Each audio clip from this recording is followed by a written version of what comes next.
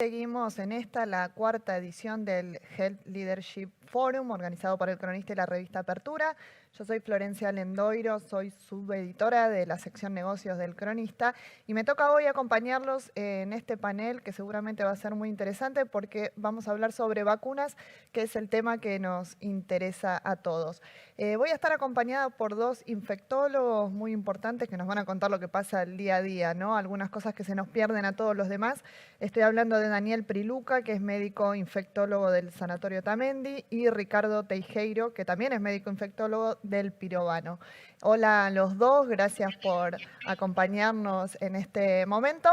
Quería empezar un poco, ya arrancamos el foro de hoy hablando de la situación epidemiológica, pero quería preguntarles específicamente en cuanto a las vacunas, ¿no? ¿Cómo están viendo, ya ha pasado un año de la pandemia, cómo impacta la situación de que gran parte de la población está vacunada, aunque sea con una dosis, y qué cambió el contexto con esta vacunación con respecto a hace un año? Si querés empezar, Ricardo. Sí, cómo no, ¿qué tal? ¿Cómo les va? Buenos días.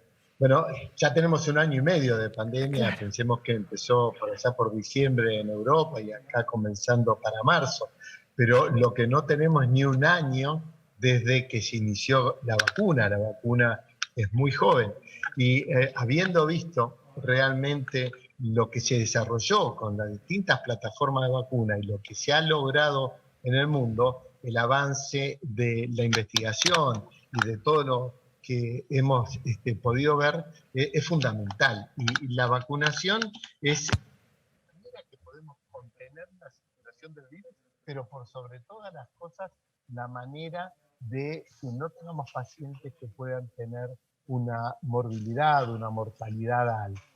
En nuestro país, obviamente por distintas razones y que no depende de lo que podemos hacer nosotros, las vacunas llegaron lentamente, pero sí debemos decir y tener muy claro que debemos vacunar lo más rápidamente a la mayor cantidad de población, sobre todo de riesgo, mayores de 60 años, los jóvenes con ciertos tipos de enfermedades persistentes, es la única manera de controlar esta enfermedad. Daniel, ¿vos ves también la misma situación? ¿Qué es lo que está pasando con respecto a las vacunas? ¿Y qué se ve, no? También en el día a día, la gente llega vacunada a las clínicas, a los hospitales. ¿Qué cambios se ve en eso? Sí, buenos días.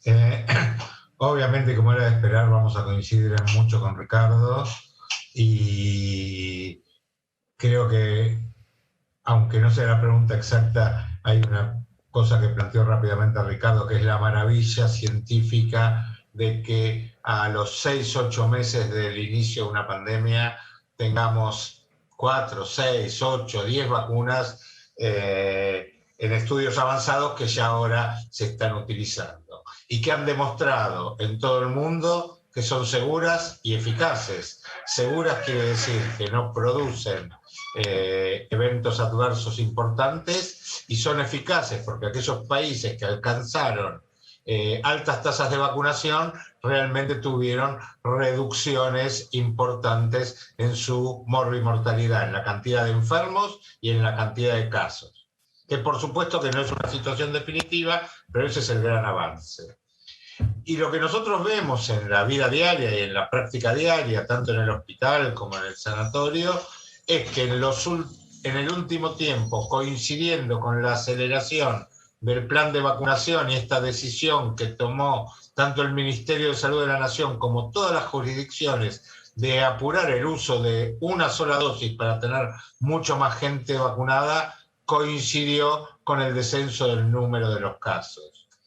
Y si bien tuvimos una gran cantidad de casos, hace un par de meses tuvimos un pico que duplicó o más a los picos anteriores del año pasado, lo que vimos es que no solo no aumentó la letalidad, o sea, la cantidad de fallecidos en relación al número de casos de enfermedad que teníamos, sino que aparte es muy interesante porque mucho se habló de que cambió la epidemia y lo que vemos es mucho más gente joven, enferma y grave.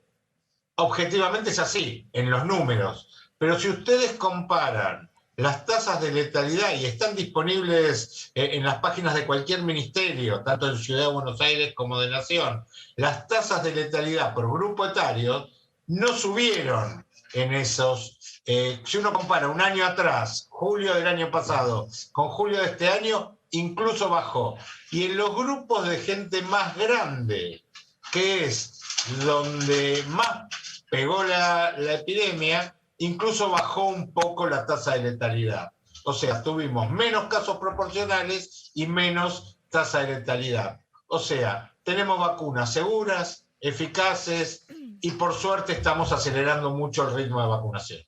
Ahora les pregunto también, Daniel, te pregunto primero, hay algo que se pregunta también, nos preguntamos todos, es, habiendo hoy en el país diferentes tipos de vacunas y en estudio otras tantas, muchísimas, ¿no? En el mundo que pueden llegar también en cualquier momento a nuestro país. ¿Hay vacunas que son mejores o peores? La gente se equivoca cuando se va a vacunar y muchos dicen, no, prefiero esperar a que me toque otra. Incluso los que ya se vacunaron, ¿no? Con la Sputnik, por ejemplo, que son los que aún están esperando la segunda dosis y tienen más incertidumbre. ¿Hay una que sea mejor que otras y que tengamos que esperar? Por ahí sí, pero hay una vieja frase que todos hemos dicho alguna vez, que lo mejor es enemigo de lo bueno. Es probable que haya alguna vacuna que tenga alguna ventaja de eficacia, sobre todo en cuanto a enfermedad. Pero cuando uno va a la eficacia de estas vacunas en formas graves, son todas muy parecidas. Entonces, por supuesto, tal vez si fuera de libre elección, uno tal vez elegiría una u otra. Pero no en la vida real. Lo real es que tenemos en Argentina hasta ahora 3 vacunas. Las 3 son excelentes para disminuir las formas graves de la enfermedad, porque en definitiva nos interesa. O sea, a ver, si esto nunca hubiera pasado de ser un resfrío y nos hubiéramos enfermado todos, las 45 millones de personas de la Argentina, y hubiéramos estado 3 o 4 días enfermos, no nos preocuparía tanto. Bueno, las empresas se quejarían por el ausentismo y ese tipo de cosas, pero no nos preocuparía. Entonces, para enfermarnos, para terminar en terapia intensiva y con alto riesgo de morir si hubiera una terapia intensiva, las 3 vacunas que disponemos en Argentina y las otras que eventualmente van a llegar son excelentes.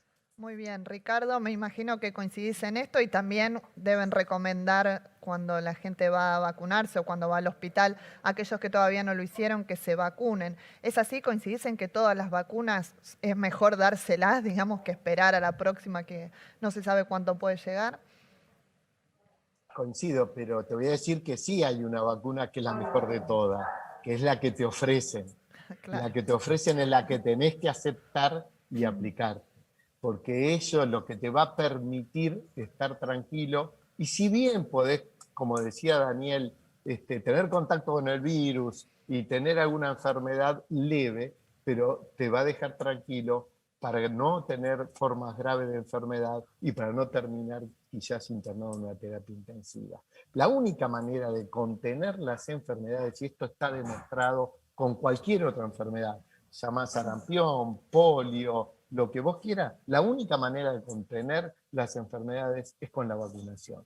Y tenemos que lograr una vacunación masiva y tenemos que acelerar inclusive las segundas dosis antes que lleguen las nuevas variantes de virus, que quizás es lo que nosotros estamos mirando, que está pasando en Europa, y tal cual lo que pasa en el norte, después se replica acá. Nosotros quizás estamos pensando un rebrote, pero que sea lo mínimo posible. ¿Por qué? Porque como decía Daniel, el brote que tuvimos en esta etapa duplicó, y más que duplicó, el primer brote que tuvimos allá por septiembre-octubre.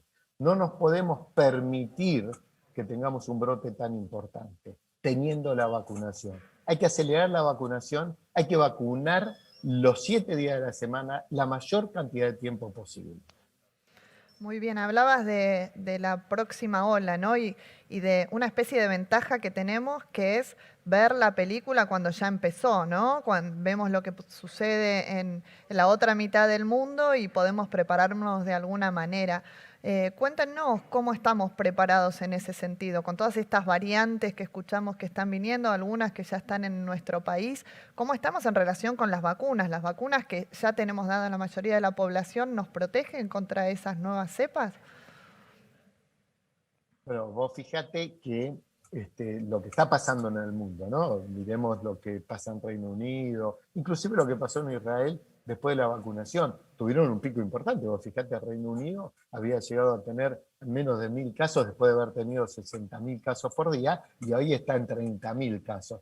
Pero la incidencia de casos no va en relación con la gravedad de la enfermedad. Y eso es muy bueno. ¿Eso por qué? Porque logró más del 60% de la población vacunada y con 2 dosis. A eso tenemos que apuntar nosotros. Nosotros estamos trabajando fuertemente y desde el Estado está trabajando fuertemente en el diagnóstico precoz cuando ingresa el individuo a nuestro país y aísla a aquel que viene con las nuevas variantes. Porque nosotros no vamos a poder frenar el ingreso del virus. Es ilógico pensar que le vamos a poner un límite geográfico, pero sí podemos retrasarlo para permitirnos tener una vacunación adecuada a toda la población y poder contener esa agresión que puede ser la circulación de las nuevas variantes. ¿El sistema está Sí. preparado para, Daniel, te pregunto si querés, podés terminar esta pregunta, pero de paso, ¿el sistema está preparado para esto que ustedes cuentan como deseable, ¿no? Como acelerar todo el proceso de vacunación para lograr la inmunidad de la mayor cantidad de gente posible y prepararse para las cepas que vienen? Digo, el mayor esfuerzo que se hace de la parte médica, de los hospitales, desde las clínicas, ¿cuánto impacta en el resultado final? No, yo separo algunas cosas. Por empezar, coincido obviamente nuevamente con Ricardo en que es muy difícil evitar la entrada de nuevas variantes, pero creo que hay una responsabilidad del Estado en vigilar esto y que hay una responsabilidad individual y social. O sea, si nosotros sabemos que un amigo nuestro, que un familiar nuestro acaba de venir de afuera y no está cumpliendo la cuarentena, aún socialmente tenemos que sancionarlo. No es el piola, che, mirá qué piola que salió de la casa, no se quedó en su casa y no pasa nada. Porque el caso que tuvimos recientemente, que no sabemos con cuánta gente tuvo en contacto, por supuesto yo manejo no datos epidemiológicos formales, sino las noticias de los medios, pero es gravísimo. Y esa persona seguramente se juntó con gente que sabía que había venido de afuera y que no le dijo, no, yo con vos no me junto, quédate en tu casa. Entonces necesitamos responsabilidad individual, o sea, el complemento de la vacuna es la responsabilidad individual, la responsabilidad del Estado y la responsabilidad social. Con eso podremos por lo menos retrasar el ingreso. Si entran nuevas variantes y tenemos una alta tasa de vacunación, probablemente nos pase lo mismo que comentaba Ricardo, que es, tendremos tal vez algún repique de casos, pero no nos va a saturar el sistema de salud como nos pasó este año, que teníamos las terapias intensivas totalmente llenas de personas en respiradores, etc. Entonces, probablemente el sistema de salud, aunque haya un repique, ese repique no sea tan importante y no nos sature al sistema de salud que ya demostró. Y eso creo que no se lo valora lo suficiente. Nosotros dijimos muchas veces que el sistema no daba más, pero no dio más, pero dio. Finalmente, al final del día y hoy con el descenso de los casos, podemos decir que salvo situaciones puntuales, que las hubo, el sistema aguantó y toleró. Por lo tanto, creo que el sistema está preparado para algún repique, pero para que sea lo menor posible, vuelvo a decir, vacunas, responsabilidad del Estado vigilando, responsabilidad individual, siguiendo usando las normas de cuidado, los protocolos de cuidado, y responsabilidad social, castigando de alguna forma, no sé si castigar es la mejor palabra, no es la más políticamente correcta, pero de alguna forma haciéndole sentir a aquel que incumple que no estamos de acuerdo y que no lo aplaudimos. Claro, es muy importante la responsabilidad de todos para ver lo que está pasando alrededor, ¿no? Otra pregunta que escucho mucho alrededor tiene que ver con la combinación de vacunas. Me gustaría saber si a ustedes les hacen esa pregunta y cómo lo ven, si es posible que para aquellos que no tienen una proyección de recibir en el corto plazo la segunda dosis de la vacuna que le dieron originalmente, si se está viendo ya en los hospitales, en las clínicas, esta posibilidad. Si querés, Ricardo. Sí, desde ya. A ver, tenemos que dividirlo, ¿no? De alguna manera. Primero tenemos que decir que aquellos que recibieron una dosis, sobre todo lo que es Sputnik, van a recibir la segunda dosis, están ingresando al país y ya hay producción nacional. Ustedes saben que el laboratorio Richmond ya este mes empezó a producir ambos componentes. Así que no tendría que haber ningún tipo de problema para recibir la segunda dosis. Ahora bien, yo lo miro desde el lado no solo la combinación de vacunas para suplantar la segunda dosis porque no tengamos, sino también del lado de la investigación, cuánto podemos aprovechar de esa combinación de vacunas. A ver, esa combinación de vacunas nos da la posibilidad de tener vacunas más seguras, nos da la posibilidad de tener mayor protección, nos da la posibilidad de tener mayor duración en la protección. Ese tipo de cosas tenemos que ver. Ya están avanzados estudios en España, Reino Unido, Alemania, con combinación de vacunas. Ellos sobre todo trabajaron con vacunas de vectores viral como AstraZeneca y vacunas de ARN mensajero como la de Pfizer o Moderna. Nosotros en Cava estamos haciendo el estudio de combinación de Sputnik, 2 dosis, Sputnik, 1 dosis y otra dosis de Sinopharm y otra dosis de AstraZeneca, y esa combinación que vamos a evaluar, a ver cuál es más efectiva, cuál es mejor seguir adelante. Miremoslo desde ese punto de vista y vamos a ver en el tiempo también que vamos a encontrar infinidad de nuevas vacunas. Hay muchas vacunas en investigación.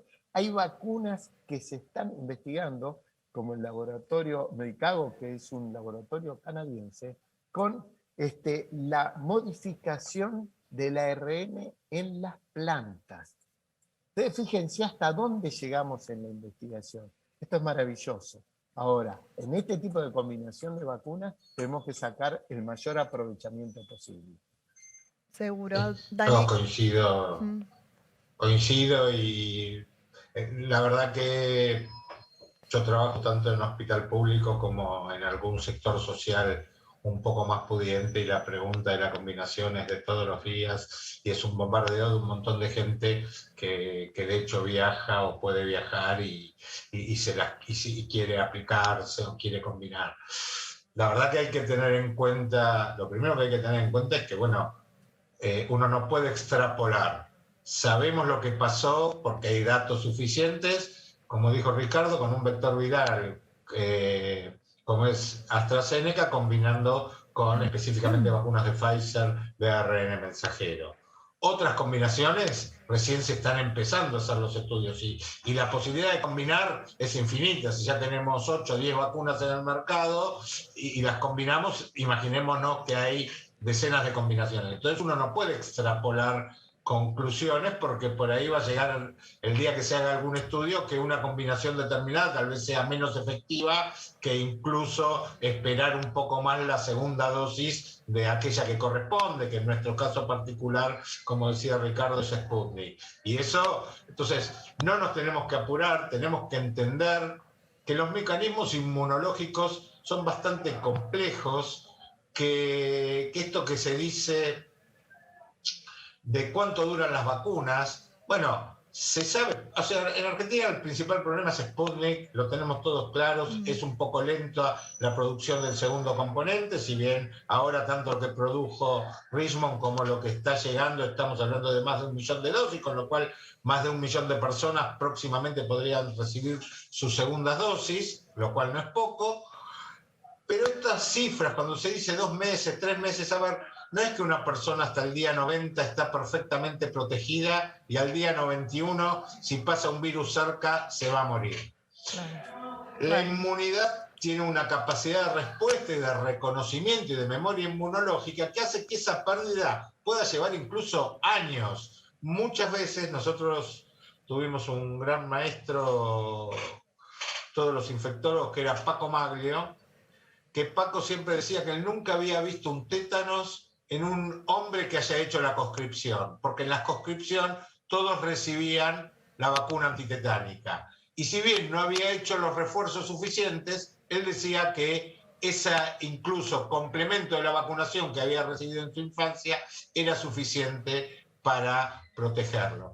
Y eso lo aprendimos. Argentina hizo un estudio maravilloso cuando la doctora Bisotti era responsable del área de vacunas, que fue que con una sola dosis, cuando lo clásico, y sigue siendo, era dar 2 dosis de vacuna de hepatitis A, mostró que aplicando una sola dosis prácticamente se erradicó la hepatitis A en niños en la Argentina. Está bueno esto, O sea, no saber la aprovechar- experiencia que tuvimos con otras vacunas y también llevar tranquilidad para los que se dieron una dosis. Entonces, no hay que desesperarse. No nos apuremos, esperemos, y si estos estudios que está haciendo ciudad, nación, provincia dan resultados positivos, van a ser llamados para recibir la segunda dosis correspondiente.